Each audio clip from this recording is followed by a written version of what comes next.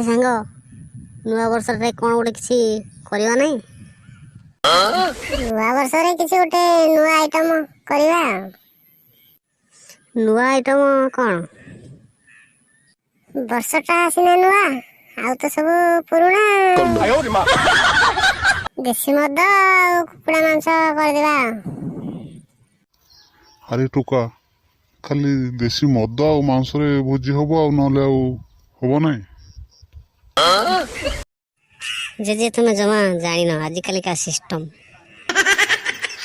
System କ'ଣ କିରେ?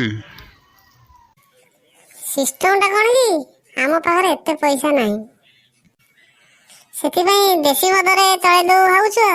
ଆଉ ଭୋଜିର ତ ପ୍ରଥମ ଆଇଟମ ମାଂସ ଆଉ ମଦ। ଚାଲିଲେ ଆମେ ଯିବା। ଶଳା ବୁଢା କଥା କିଏ ଶୁଣୁଛି? ଶଳା ଏଇ ବାଡ଼ିକି ଦେଖୁଛ ନା, ଶଳା ମଦ ପିଇକି ଆସି ଯଦି ବଲ ହବ, ଶଳା ମତେ ଚିହ୍ନିବ।